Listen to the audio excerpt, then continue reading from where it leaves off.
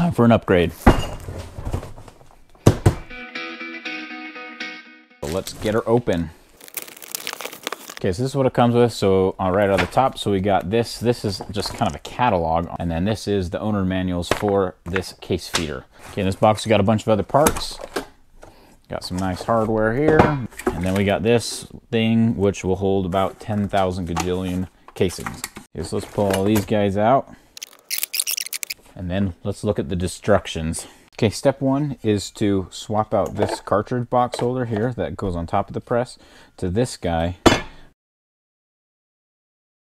So these two holes are closer together than these two holes, and they will correspondingly line up with the bolt holes in the back of your press.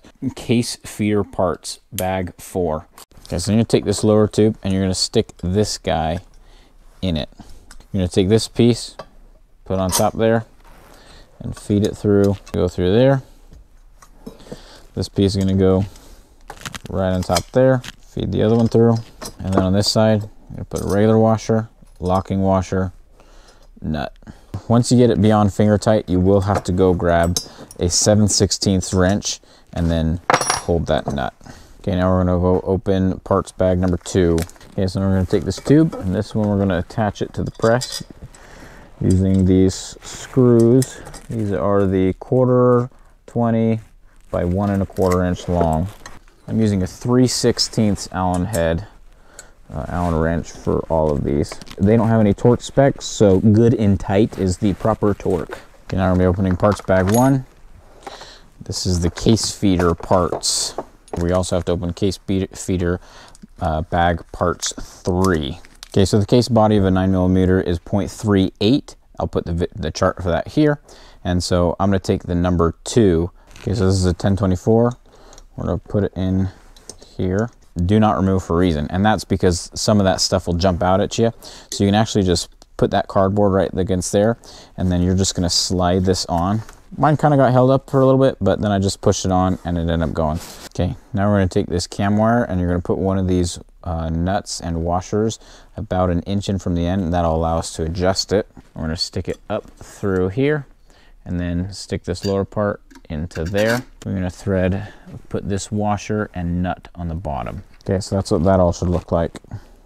Okay, so next, the easiest way I found to do this is you take one of these nuts, hold it with your fingernail, and then stick it in here, and then you can pivot this whole thing, and it'll just kind of snap into place.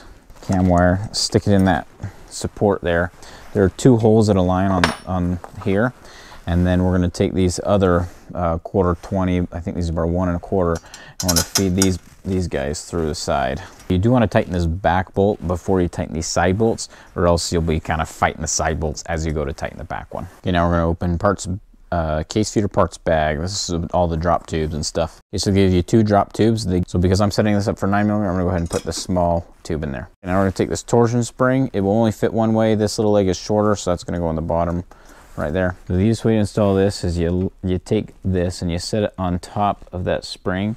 There's a little lip there. You'll catch it, and you'll push it over as you push the knobby thingy into the right spot, and then it should fit here. And then you're gonna take the pivot block screw, just gonna put it in there and line that up, and it should go in all the way. And then when you go up, it'll spin it automatically like that. Screw this, and then you're gonna pinch it in between here so this fits all the way down to the bottom. I'll show you what that looks like. Okay, now since I'm doing 9mm, I need this small feed tube insert. That'll go just right in there like that. Okay, now we're gonna take this small pistol plate. We're gonna place it in here, spin it around until it catches into the place. There you go. Okay, now we're gonna take this, we're gonna stick it up here. A small feed tube, and then this one will need the bushing because it's smaller, and it's gonna go right up in here. You will have to just lift this up just a little bit and then drop it in like that. Okay, so here's what it looks like. It's all working. So I got all these cases in here. I got 5 on here, and so it's feeding it great. Next one. Okay, and then there's a switch right here that actually cuts the power. So when it gets all the way full of brass, it just turns off and doesn't just keep running it over and over and over. Okay guys, and that's how you set up the Hornady AP lock and load case feeder. If you have any comments or questions, please put in the comment section below. As always guys, thanks for watching.